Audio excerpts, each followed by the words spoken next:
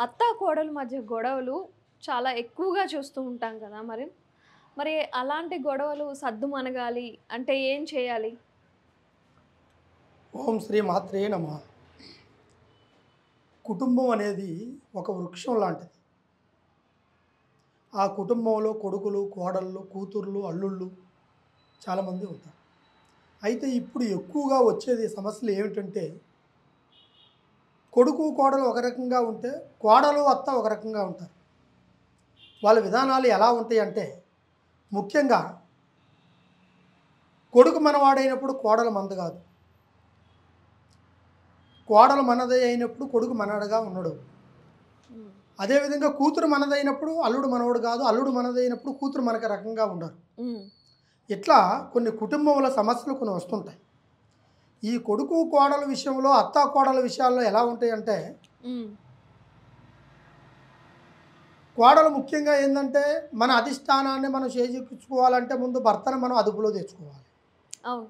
కోడలు ఆలోచించేది. హ్మ్. కొద్ది రోజుల పాటు వాళ్ళకి ఎందుకు చేసి పెట్టాలి, వాళ్ళకి ఎందుకు చూడాలి, మనం సపరేట్గా వెళ్ళిపోయినాం అంటే మన కుటుంబం మనకు బతకచ్చు అని అనుకొని కోడలు కొద్దిగా ఆలోచనలు ఎక్కువ పెడుతుంటుంది. అది ఎవరు అంటే తల్లి మాటలు వినే కోడలు. హ్మ్. ఇది మన కుటుంబము, మన అత్త, మన సమస్య, మన భర్త, మన పిల్లలు అనుకునే కోడలు సమస్యని ఎదుర్కొని ఆ సమస్యని పరిష్కారం చేసుకొని తనకు కూడా కొడుకు కోడలు వస్తారు కదా. మరి అలాంటి ఇబ్బంది కలిగించకూడదు అనుకునే కోడలైతే ఆ విధంగా మాట్లాడుతూ ఆ విధంగా ఆ కొడుకు, హ్మ్. ఆ అత్త వాళ్ళ మీద ఇబ్బంది పెట్టుకోకుండా, వాళ్ళ మీద లేనిపోని చెప్పకుండా ఆ సంసారాన్ని దిద్దుకుపోయేదే కోడలు. హ్మ్. తల్లి మాటలు ఎప్పుడు విని సంసారాన్ని ముందుగా మనం చెడగొట్టుకోవాలని ప్రయత్నం చేస్తే తన జీవితంలో తనే చేసుకున్నట్టుగా అప్పుడు కొడుకు ఎక్కువగా ఆలోచిస్తూ ఉంటాడు. ఎక్కువగా మా మీద సాడీలు చెప్పడము, మా అమ్మ మీద చెప్పడము, ఈ విధంగా ఆలోచిస్తుంటాడు కొడుకు. హ్మ్. కోడలు ఏంద్రా నా మాట వినడం లేదు, తల్లి మాట వింటుండు కొడుకు హ్మ్. అనుకొని కొంతమంది కొన్ని విభేదాలుగా చూపిస్తుంటారు. అదేవిధంగా అత్త కూడా కోడల మీద కొన్ని పెత్తనాలు చెలాయించవచ్చు, కానీ కొన్నిటి వరకు. అప్పుడు ఏమిటంటే అత్త నన్ను ఇబ్బంది పెడుతుంది అని అనుకొని కోడలు అనుకోవడము, కోడలు ఇబ్బంది పెట్టించి మమ్మల్ని రకరకాలుగా వీధిలోకి లాగుతుంది అనుకొని అత్త అనుకోవడము. ఈ అత్త కోడళ్ళ మధ్య అండర్స్టాండింగ్ చాలా తక్కువగా ఉంటుంది. వాళ్ళిద్దరు ఐక్యతగా ఉంటే ఎటువంటి సమస్య కూడా దూరం అయిపోతుంది. భార్య భర్తల మధ్య వచ్చే సమస్య కూడా దూరం అయిపోతుంటుంది. హ్మ్. ఎప్పుడు కోడలు అత్తని విమర్శించే ఒక విధానం మొదలు పెడుతుందో సమస్యలు మొదలవుతుంటాయి.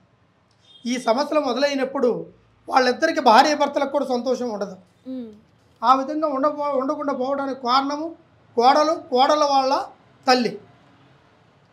వీళ్ళిద్దరి వల్ల ఈ కుటుంబం చెల్లాపంగం అవుతుంది. మనశ్శాంతి ఉండదు. కుటుంబంలో ఆర్థిక సమస్యలు కూడుకుంటాయి, ఆరోగ్య సమస్యలు కూడుకుంటాయి. వీళ్ళిద్దరి మధ్యలో సంతోషం ఉండదు. అప్పుడు ఏం చేస్తుంది కోడలు?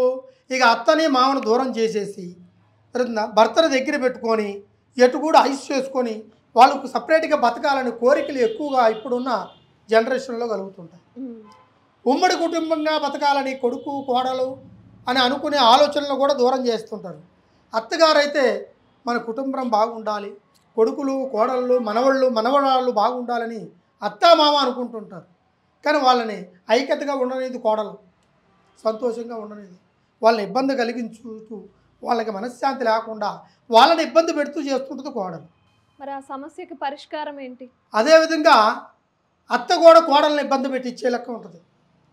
రాసి రంపర్లు పెట్టి ఇబ్బంది కలిగిచ్చేసి అరిందా కొడుకున్నంతసేపు ఒక రకంగా ఉంటుంది, కొడుకు పోయిన తర్వాత ఇంకో రకంగా ఉండే ఒక అత్తగారు కూడా ఉంటారు.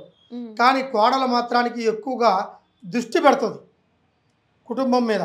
వీళ్ళని ఏ విధంగా వేరు చేయాలి, వీళ్ళని ఏ విధంగా దూరం పెట్టాలి, ఏ విధంగా మన భర్తను మన దారిలోకి తెప్పించుకోవాలి, తల్లి మాటలు ఎన్నుకోవాలి.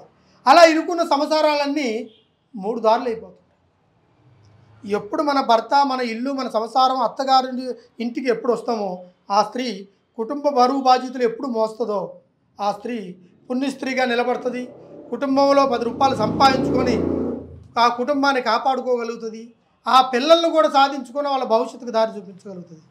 ఇటువంటి సంఘటనలు జరుగుతున్న వాళ్ళ ఇంట్లో కొన్ని పరిష్కారాల గురించి కొంతమంది మమ్మల్ని సంప్రదిస్తుంటారు. హ్మ్. అలాంటి వాళ్ళకి ఎటువంటి వాళ్ళైనా సరే అత్తా కోడల ఐక్యత కావాలి ముఖ్యంగా. అప్పుడు ఎటువంటి సమస్య ఉండదు. భర్త భార్యలు ఏకం కాకపోయినా పర్వాలేదు, వాడు ఏదో ఒక రూపంలో ఏకమవుతాడు. కానీ ఎక్కువగా అత్త ఇంట్లో ఉంటుంది కాబట్టి భర్త ఎక్కువగా సేపు ఇంట్లో ఉండడు, వాడు డ్యూటీకి పోయి ఏ టయానికి వస్తాడు. కాబట్టి అత్తతో మీరు టయాన్ని స్పెండ్ చేసుకొని అత్తతో మీరు సంతోషంగా గడిపితే కంపల్సరీగా మీకు పరిష్కారం అనేది దొరుకుతుంది. అలాంటి దొరకని వాళ్ళకి నేను పరిష్కారం చేసి వాళ్ళకి ఎటువంటి సమస్య అయినా ఉన్నా కూడా ఆ అత్త కోడలు ఒకరిని మాట వినుకునేటట్టుగా చేసి, అటు భర్త భార్యలు ఐక్యతగా ఉండేటట్టుగా చేసి, అటు అత్త మామ ఐక్యతగా ఉండి అత్త మామతో కోడలతో ఐక్యత బలాన్ని పంచుకునేటట్టుగా వాళ్ళకి సరైన పరిష్కారం అందజేసి వాళ్ళకి అనుకూలంగా చేసి, ఎటువంటి సమస్యలు ఉన్నా అత్త కోడల మధ్య మామ కోడల మధ్య ఎటువంటి పరిష్కారం అయినా సరే నేను చేసి వాళ్ళకి సరైన పరిష్కారం అందిస్తాను. ఒక్కసారి ఈ కాంటాక్ట్ నెంబర్ని కాంటాక్ట్ చేయండి. కంపల్సరిగా నేను వాళ్ళకి అందజేసే పరిష్కారం ప్రకారం నేను చేసి వాళ్ళకి ఆ కుటుంబాన్ని మెరుగ్గా చేసి వాళ్ళ కుటుంబం ఐక్యతగా ఉమ్మడి కుటుంబం ఉండేటట్టుగా నేను చేస్తాను ఖచ్చితంగా. లేదు అత్త మామ మనకు వద్దు అనుకునేటట్టుగా కొంతమంది దాంట్లోంచి బయటికి రావాలనుకున్నా కూడా ఆ విధంగా కూడా పరిష్కారం చేసి భర్తని సపరేట్ చేసి ఆ విధమైన సంకల్ప బలాన్ని నేను చేయగలుగుతాను. సంపూర్ణమైన భవిష్యత్తు అందిస్తా. ఓం నమః శివాయ.